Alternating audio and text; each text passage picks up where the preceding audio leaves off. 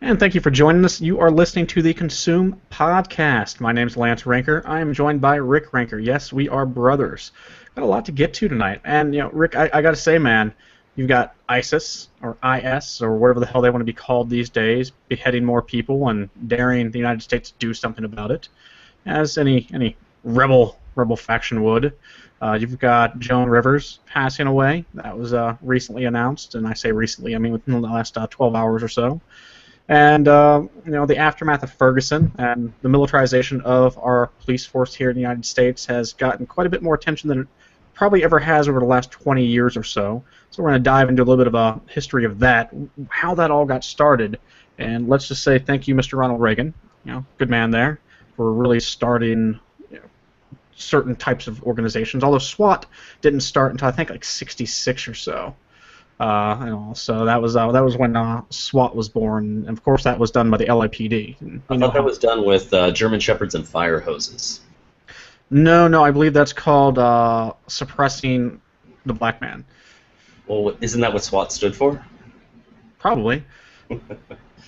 But then, of course, just a little bit of this, a little bit of that. So how about we go ahead and kick things off with ISIS? And I gotta say, I think the United States maybe underestimated them a good bit. Probably just saw them as just some other run-of-the-mill, terrorist organization that, or at least in our view, of course, that sprang up and probably wouldn't really have the legs to go anywhere. And here we are. They're a multi-billion-dollar organization now. They're beheading Americans. They're beheading anybody that doesn't convert. It's basically their message is convert or die.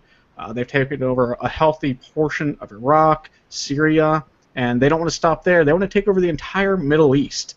The Islamic State, IS is basically what we're calling them now. But they were Al Qaeda in Iraq first. They split off there because they were too extreme for Al Qaeda, believe it or not. Then they were ISIL, then ISIS. I actually like ISIS better. It just has a better ring to it, and plus it actually sounds kind of like an Axis of Evil-esque type of organization. But now it does. It's almost like they split tested that and put it in front of a focus group. So, panel number one, do you think ISIS or ISIL sounds more intimidating and ominous? Yeah, and they're like, well, ISIL sounds like an ingredient in a beverage. All right, well, we appreciate your feedback. You are now dead, but thank you so much. We're going to go with ISIS. Thanks for participating. What do we have for our runner-ups, Tom? Beheadings! But it's just nuts because recent news reports, especially out of the UK, is that they've identified or have begun identifying roughly a few hundred of their own citizens that have gone over to get that type of training with ISIS, and then ISIS sends them back to their home country, essentially with plans to carry out a mass bombing of some sort. And what's crazy to me, crazy in a God, you people are fucking stupid sort of way for the Europeans that are kind of going over, and even the handful of Americans so far that we know about that have gone over or try to go over to get this training, is they actually end up being far more vigorous about their beliefs and the whole jihad thing than those actually in that area do themselves. It's kind of interesting because they adopt this. It's almost like the born-again Christian thing. Like, they adopt this, so they're super hardcore with it, and they end up becoming even worse than those who just sort of grew up believing. Well, I was watching a guy on CNN, and he was being interviewed. He's a former jihadi fighter who went to the Middle East. I think he went to a Yemen terrorist training camp, if that's what you want to call it. We're calling it a retreat. Okay, we can call it a retreat, too. I mean, tomato. But what his perspective was that a lot of people are really treating this as a holiday, a sort of Muslim sort of fantasy camp for Jason Bourne wannabes, where they go over and they talk about a lot of idealism and as it relates to Muhammad and the Holy Land, and they go and they get this training, and everybody's sort of playing a fantasy role as opposed to really grasping the reality of the situation, really looking at it as a, to a certain degree, a holiday. Well, and next thing you know, you will forever be known as the underwear bomber as opposed to by your real name. Well, I don't think they really care about that. I really think they're looking for a sense of purpose and a sense of identity and in doing something meaningful from a biblical way, if you will. And I think a lot of guys get wrapped up in that, but at a certain point, after what, 3, 4, 5, 9 months, you're so far into the trees you don't realize you're in a forest. Well, and then all of a sudden you're having your 8, 9, 10-year-old son post with pictures of a head. Yeah, it's amazing how quickly that shit deteriorates. Yeah, and it's all smiles. Hey, look what I found, and it's just a head of a beheaded American, or non-converter, if you will. No, I mean it's anybody. It's secularists. It's anybody who has a secular belief. Anybody who is a non-Sunni Arab jihadist. And if you're not of those very 3 specific persuasions, then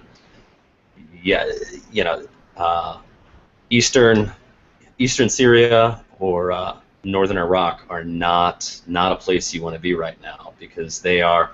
I mean, look, there are guys that went over there just to cover the Assad regime and the rebel uprising in an honest and objective way a few years ago, and then it sort of morphed into ISIS and kind of got co-opted by very extreme. And when I say very extreme, I mean, Al Qaeda wants nothing to do with these people. To the point that they don't care that these are honest people looking to tell a real story. They're more interested in the political points they can score off of the back or the neck, if you will, of just honest people showing no mercy, not really caring about the humanity of it. Well, and that's the thing is, in American culture, European culture, oh, they're terrorists, they're horrible, they're barbarians, and as Vice President Joe Biden so eloquently put it, we will chase them to the gates of hell, or whatever it is that he said recently when it came to fighting back these barbarians and the barbaric things that they do, as far as beheading Americans and just assaulting our freedoms and our values and so on and so forth. But the flip side of this is that I would imagine that they don't view themselves as terrorists. They view themselves as people who are fighting for what they believe in and fighting to live life the way they want. Now, granted, the way they want to live their lives is to oppress others, particularly women, children, that sort of thing. But that's pretty much how they view it. Well, I think they view themselves as being. I think they view themselves as being oppressed and murdered and having their religion desecrated by Western superpowers having Hellfire missiles from JSOC operations drop down on entire swaths of people, good, bad, or bystanders. And so in their mind, it's very easy to conjure the idea of this boogeyman in the West and just say, fuck it, we're gonna raise a holy jihad. And this is a caliphate, and death to the infidels, death to the West. Nobody else is going to respect our, albeit extreme religious beliefs. So, fuck it, we're going to create our own. Well, see, and here's the thing. The United States had a direct hand in essentially creating this offshoot of Al-Qaeda when we went in and we toppled Saddam Hussein.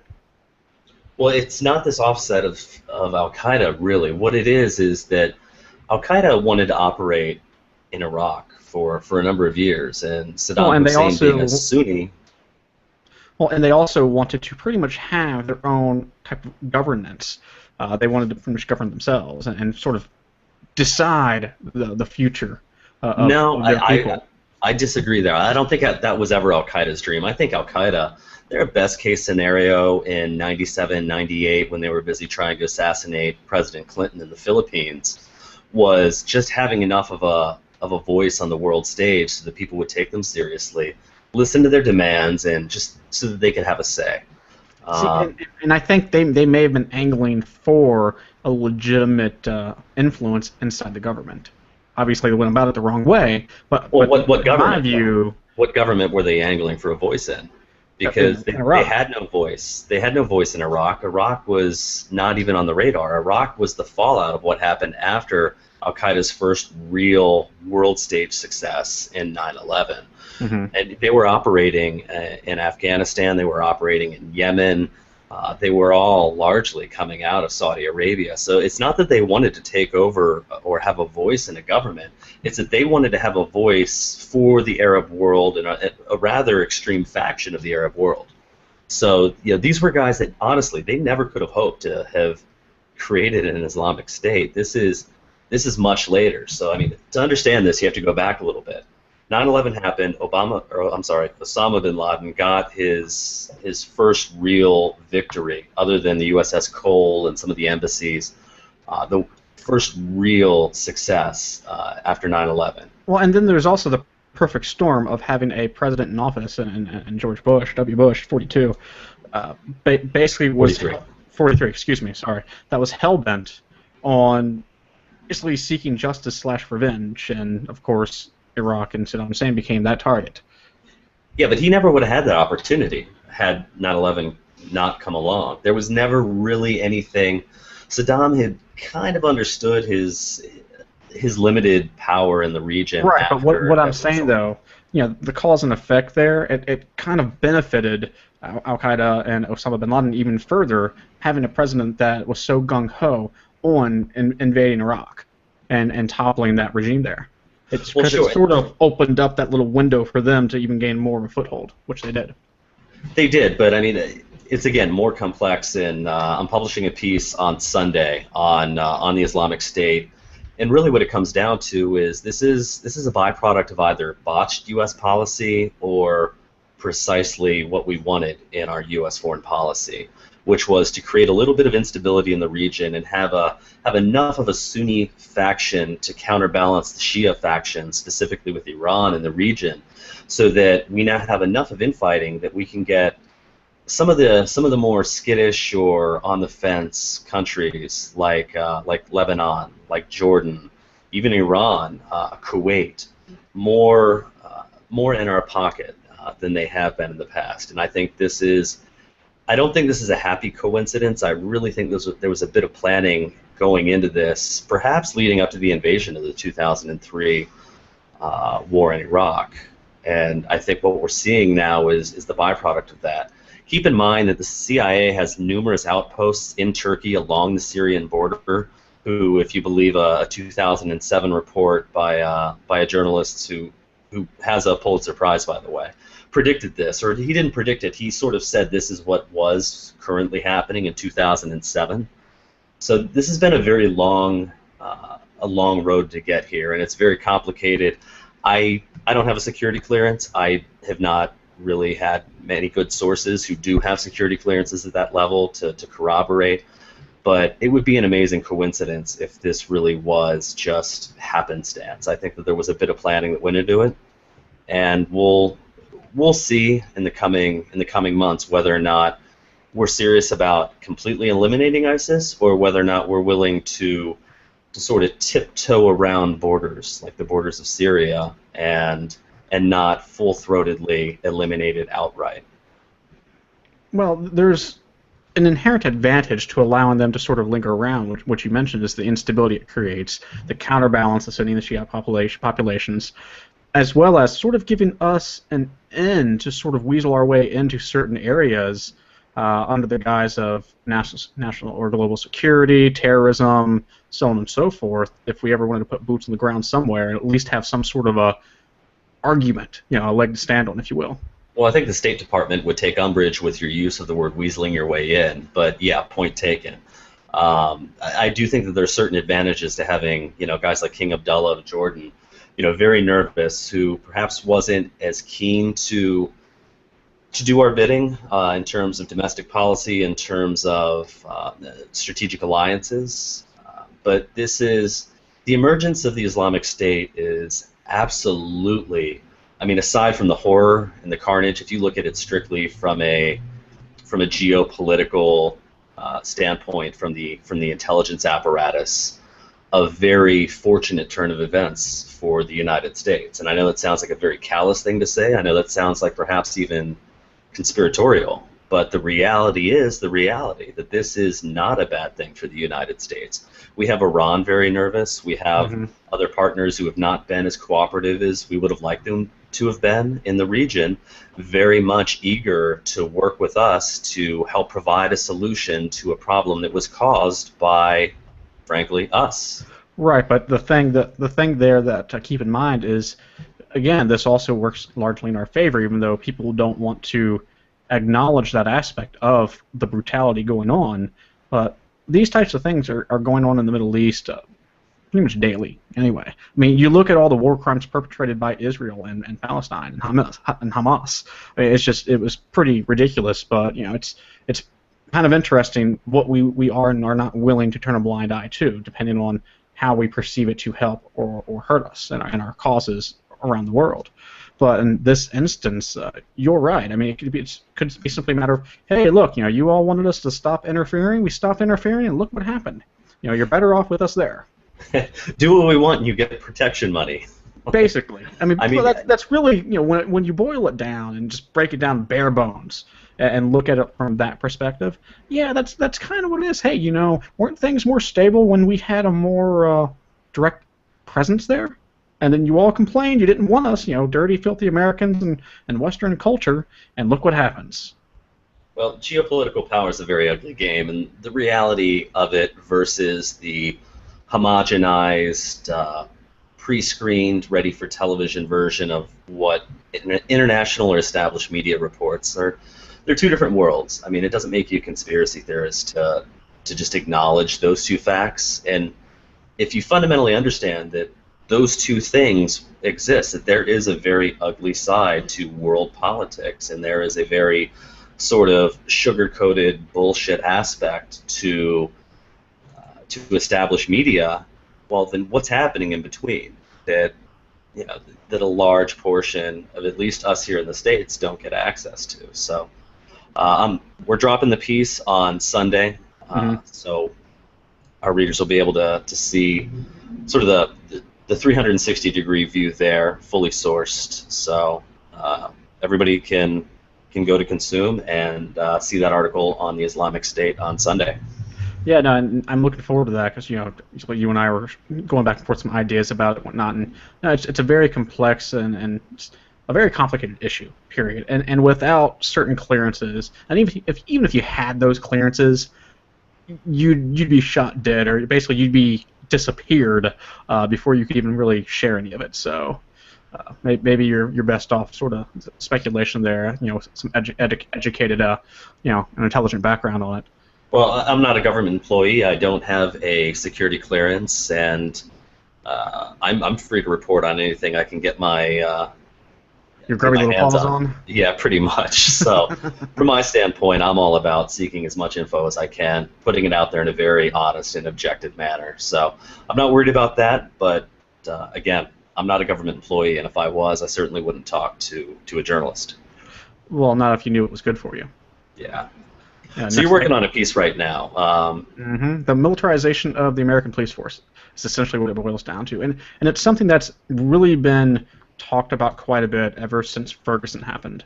It's sad that all you have to say is Ferguson, and you know what it is. Basically, unarmed black man shot 6-7 times, dead. Twice in the head. Conflicting reports about what took place during the altercation or whatever it was between the officer and Michael Brown. But needless to say, all eyewitnesses say the same thing. He had his hands up saying, "Don't shoot, I surrender," and he was shot multiple times anyway. And he was also shot twice in the back, I believe. And so it's a pretty sad situation, and it's also sad, if not more so, that's what it takes for this country to finally start to have a serious conversation and take a serious, good, long, deep look at the militarization of our police force and the way police officers police people these days. They have all this riot gear stuff that SWAT used to use. They get all this military-grade equipment, anti-missile type tanks and assault weapons, body armor. And the body armor is fine, cool, great. But you're talking about tear gas, stun grenades, like the works. And on top of that, local law enforcement agencies, are now training all their officers in military tactics. And what's so concerning about this is when you're in the military, when you're a soldier, you have a purpose, which is that you're going to fight against a well-defined enemy. Well, local law enforcement, you don't have an enemy. You're basically there. You're a peace officer. You're there to keep the peace, and you're there to essentially help people who need it, and kind of like a doctor, do no harm. And that just hasn't been the case for the last 20 plus years, as this has been building and building to a bigger issue. And then, of course, there's federal funding programs where police agencies and sheriff's departments will get this funding, this money for free that they basically have to use because they've got agreements or whatnot, and so they actually have to take this military equipment. And so instead of just letting it sit there because there's really no purpose for it, they decide, let's get some training, let's use it. And all of a sudden you see these military tactics being used by local law enforcement agents, and all of a sudden you have a skyrocketing death toll as far as the number of people that have been shot and killed, or just killed in general, by police officers, where it's not considered a justifiable homicide. Actually, no, you don't have skyrocketing death tolls, because even though the FBI, and there was a law mandating in '94 that these figures of officer-involved shootings be made public, yes, for whatever reason, in nobody the Uniform did Crime anything. Report, they didn't follow through. In the Uniform Crime Report, we have statistics on the number of people who have been arrested by crime type. We have the number of violent crimes by police department year over year, quarter over quarter.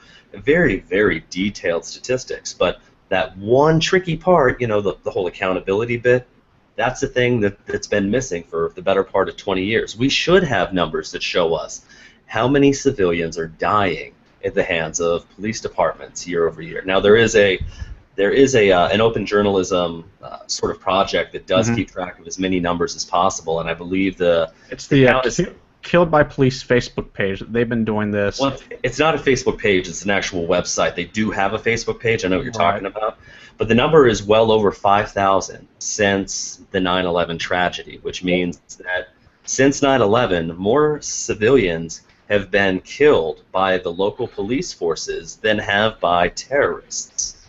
Well, and since that site launched on May 1st, 2013, nearly 1,500 people have died as a direct cause of law enforcement officers, and that's just in the last 2 years. Well, and then there was the case of the SWAT team coming in because they thought there were drugs. They threw a flashbang grenade into a baby's crib, and the baby sustained serious injuries, basically disfigured face. It's horrible. And the whole legalization of no-knock warrants started back in 1970. Nixon was in office then, and basically, the purpose was to lower the crime rate in Washington, D.C., but really it was predominantly used in conjunction with the drug laws back in the day, the war on drugs that the Republican Party made famous back then. And so it was kind of put in conjunction with that. And so basically you had all these no-knock rates starting in the 70s, and it was really, the lower economic people, those folks and those classes, as well as Black Panther groups, or what were thought to be Black Panther, organizing locations that were predominantly raided back in the 70s. Well, yeah, I mean, there were a lot of groups that were, particularly in the 70s, that had a lot of problems with the FBI, that had a lot of problems with agencies overstepping their bounds, and I think that it's probably backlash on the part of the government where they never want to feel that it's that fair of a fight. If indeed, what I mean by fair fight is if the people you're going after are legitimately criminals, you never really want it to be so evenly matched that there's a chance that the federal government could honestly lose that battle, because then of course not. The rule of law. But I'm not sure what was one of the worst things that could have happened throughout the last 30 or so years, or let's say start from 1966 when SWAT was actually born. It took 3 years for the first SWAT raid to actually happen, and it was during a Black Panther party at a theater that they went in, and like 5,000 rounds of ammunition were exchanged. Nobody died though. Somehow it's nowadays like you expend 5 rounds and like 4 people are dead. But I don't know what was worse, the legalization of no-knock warrants, in the 70s during the Nixon administration, or during the 80s when what I guess you would consider the policing for profit era. Under the Comprehensive Crime Control Act of 1984, basically that's when the RICO law was sort of augmented, which RICO law was passed in the 70s. I think it was like 1970, 71. But basically, that now allowed government agencies, local law enforcement agencies, to get a cut of any property that they seized. And so that's where the police for profit came in. That's when all of a sudden the war on drugs became even bigger of an issue. And all of a sudden, yeah, wow. You see it in the news all the time. Most people don't realize what's going on, but somebody gets popped for having, an ounce or two of marijuana in their home, and all of a sudden their home's being seized because it's a nice home. Maybe you own a boat. Maybe you own a brand new car. That's getting seized too. And guess what? When all that stuff's auctioned off, the police department or local agency that actually apprehended you, they get a cut of that. Oh yeah. No, Mm-hmm. I mean it's very much for profit, and it's also a lot for show, because what you have is a lot of 27, 28, 29-year-old assistant district attorneys with a hard-on for law and justice, and a large percentage of the community that just they don't want drugs in their community. They don't want robberies or drive-bys or any sort of violence, and so everybody's chanting, it's tough on crime, but nobody really cares that if a 16-year-old kid's breaking into your car, maybe it's just because he's hard up for cash or hard up for smokes or hard up for anything that's going to benefit a situation. If somebody has a drug habit, maybe that was born out of poverty, and just that's what happens when you say, no, we're not going to lower minimum wage, fuck the unions, let's just allow free market capitalism to exist. Well, the poor are going to get poorer under that system, like it or don't like it. If you're a hardline capitalist, there's a lot of people that say, that's real sad, but that can't be my concern. My concern is that a free market is allowed to evolve so that everybody has a chance. Okay, but also understand that what that means is that there's going to be a lot of poor people who are going to do very desperate or sometimes stupid things that you're not going to like, that is going to affect the quality of life in your neighborhood. Well, what you're doing by ratcheting up this war on crime is that you're making people more desperate. You're throwing people in prison for 20 years for what should ostensibly be a misdemeanor. And this is what the disparity in both monetary and ideological grounds, that's what this is what that looks like. See, and for a portion of Americans, that's just simply the reality of life being lived in economically challenged areas. You and I have lived in areas like that growing up. It's rough. You do what you got to do to survive. Period. You've got to eat. You've got to feed your family. And it's even more of a reality for African Americans in poor communities with any sort of police presence, because they are always essentially a suspect. And so, if this brutal shooting death of Michael Brown by Ferguson police officer Darren Wilson, reminded middle to lower class Americans of anything, it's the fact that any demand or protest for the truth is likely to be met with more pain and misery to your day-to-day existence before the issues at hand are even remotely discussed or considered to be needed to be taken seriously. So, regardless of the intent behind the shooting, justified or not, it's just the message. Time and time again by any police forces in America is essentially one of force. That's their message because they have that training now. Well, and the culture is starting to resemble more what it looks like on the inside of a prison, where you have undereducated, over-ego charged, $15 an hour prison guard saying, fuck you, you're an offender, I'm a prison guard, do what I say or get a nightstick upside the head. Only the difference is now everybody's starting to feel that war on crime that bred that culture in prisons, and now they're starting to feel it in lower middle class and even, oh God forbid, the suburban areas. Well, that's what it looks like. So I think finally a large enough portion of the country is starting to feel that pain, from low and middle class neighborhoods to the people who are in prisons feeling that oppression. I think a larger percentage of people are starting to feel that oppression, and I think you're right. I think that the FBI investigating Ferguson, maybe that's going to be a tipping point for the nation. Maybe, but over the last 4 decades now, at least one key thing has happened to continue to perpetuate the militarization of our police force. In 1970, that's when you had the legalization of no-knock warrants. In '66, SWAT team was actually born. And the first raid took place in '69 against the Black Panther organization. And then in the '80s, you had RICO augmented for the whole ushering in the police and for-profit era. I don't have as big of an issue with that, simply because they go after these big, drug kingpins or whatnot, these actual mafia-style organizations, at least they used to. I don't mind getting a cut of that, simply being that's less money that actually has to come into my pockets as a taxpayer. So it's kind of supplementing their budgets there, so good for them. Or they can upgrade vehicles, equipment, stuff, things of that nature. But then, in '96, that's when the transfer of military equipment to police began. All right, and it was actually the National Defense Authorization Security Act of '97. And in those 15 years since that program began, more than $4.3 billion worth of equipment has been transferred to civilian police who don't need it. Why do you need basically this armored vehicle that's essentially a tank? It's one thing if it was for defense purposes, but if it was simply a defense vehicle, why do you need a Gatling gun on top? So that they can make sure that a tweaker doesn't throw a rusty needle at them. Well, then that's the thing, and then there's always the overreaction. I mean, anytime there's any sort of questioning of police, and you'll see it on videos that end up on YouTube or that the news gets a hold of whenever there's any question of, okay, did a police officer use too much force? Did they do what they were supposed to do? Which is, charges are always trumped up whenever you say, for example, I'm a police officer and say, step out of the car, please. I haven't told you why I pulled you over. I'm not even telling you why I'm wanting you to get out of the car. And you say, well, I don't mind getting out of the car, but would you please tell me why you stopped me first? And then all of a sudden, they're just going to issue command after command. They're going to pull you out. And then, of course, your first instinct is going to be to cover up or try to back away. And then all of a sudden, not only is that resisting arrest, but that's assaulting a peace officer. Well, how dare you try to deflect his punches with the back of your hand?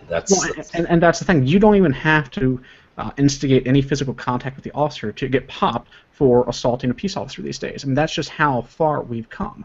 And police know this.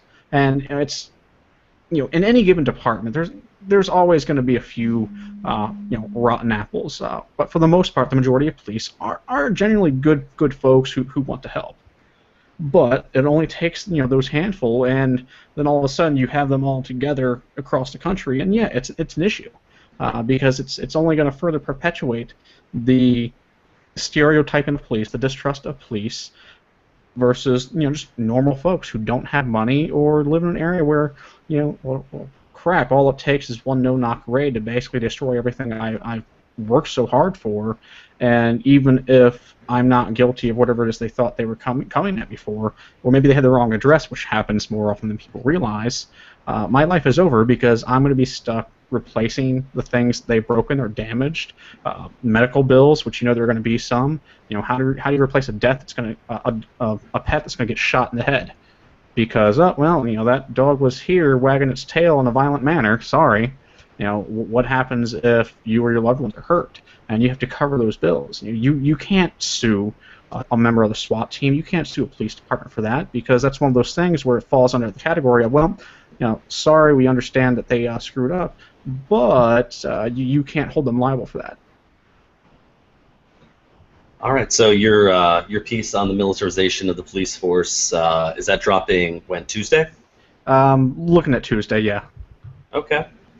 But basically, it's going to kind of what we discussed, but look at the key points in the militarization of the police force, starting from the birth of the SWAT in '66 through now, and just some of the changes that really should be and need to be made if we're really going to scale back what we're looking at as the new. Nah, screw it. I'll do it in the piece. Let's get to Joan Rivers. So yeah, as everybody knows, today's Thursday. Joan Rivers, it was announced she passed away today. Legendary comedian. Really a trailblazer for women. And Jesus, I think it's nearly 60 years she's been going. From stand-up comedy to late-night television. Well, she was 81. Yeah, and so she got her young start. A lot of comedians really seem to revere the hell out of her.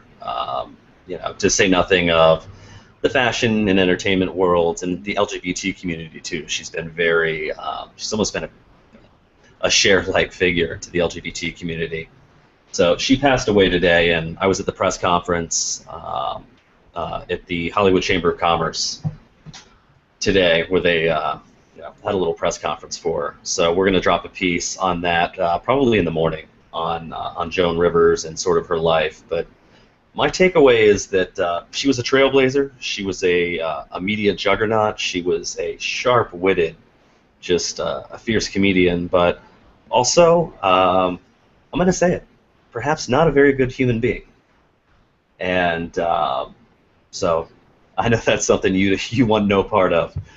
But I'll say this: I don't particularly care for Joan Rivers, but I also don't particularly care about Joan Rivers. Many people looked up to her as a trailblazer and this and that.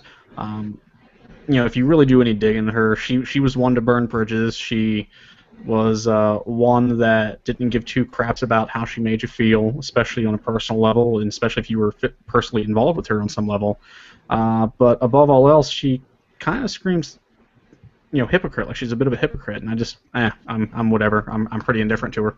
Yeah. So we're gonna drop a piece, and I think that she was an icon. I think she was a trailblazer. But I mean, if you're the type of person who is 80 years old, and you're gonna run around and call somebody like Adele fat, make a lot of jokes about her just being obese, and call the First Lady a tranny, and it wasn't even for fun. It wasn't even for comedy. It was just a sort of mean-spirited sniping under the guise of comedy. Well, so. and let's not forget that she also, for whatever reason, maybe she forgot she had so much, work done, and most of her body parts are pretty much artificial.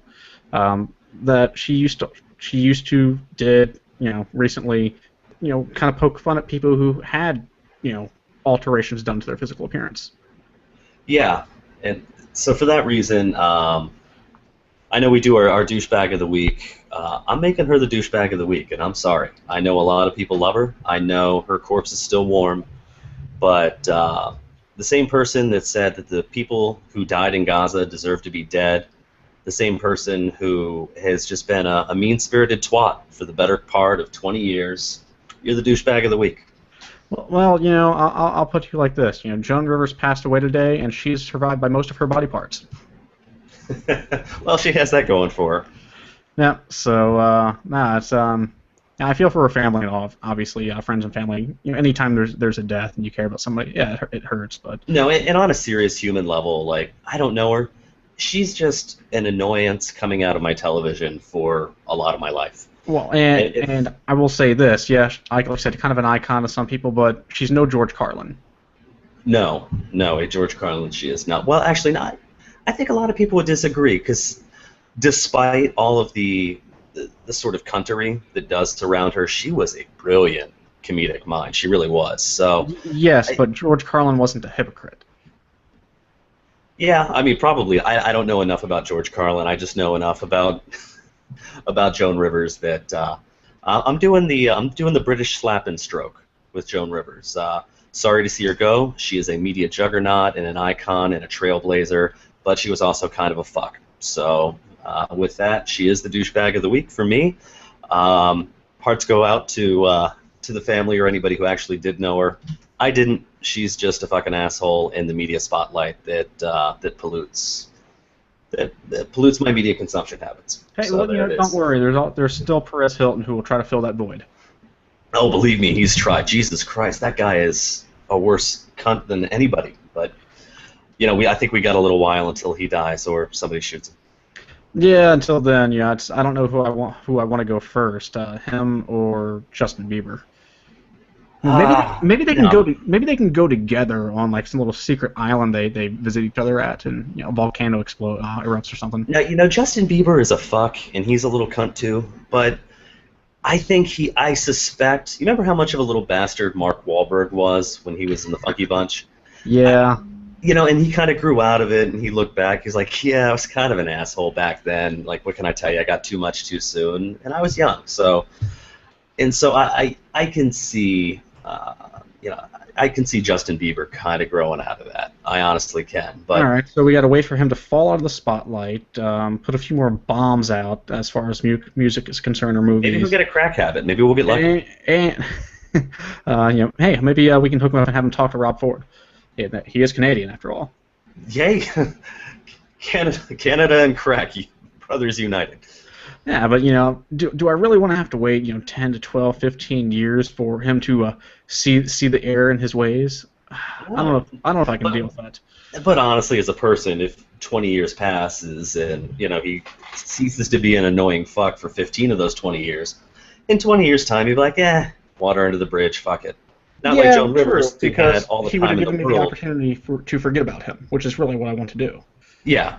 Unlike Joan Rivers, who had all the time in the world to grow as a human being and refused to until the bitter end when she died of a botched elective surgery. Well, technically, physically speaking, she was always growing as a human being. She was always adding things to her body. That is true, but I meant more mentally and emotionally.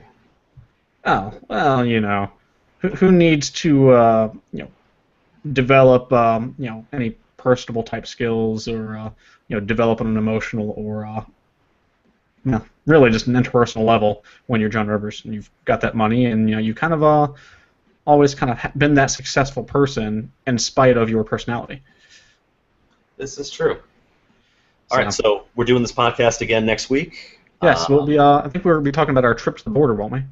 I believe next week is we're going to be set to drop the border piece. So Lance and I took a trip to El Paso, hung out with the El Paso PD, rode along with the Border Patrol, ventured into Juarez a little bit. So we're going to talk a little bit about our story and some of the pieces we have coming up on that. Juarez, where certain things happen to Mr. Rick that we will never mention. Nothing happy. You should shut up. You're just being an asshole at this point. What are you talking about? I mean, I've already got the piece written. I think I might just turn it into an ebook. 15 minutes to Juarez. The Rick Raker story. Nobody likes you, right? I don't care. All right. Until next week, I'm Rick. This is Lance, and we're signing off.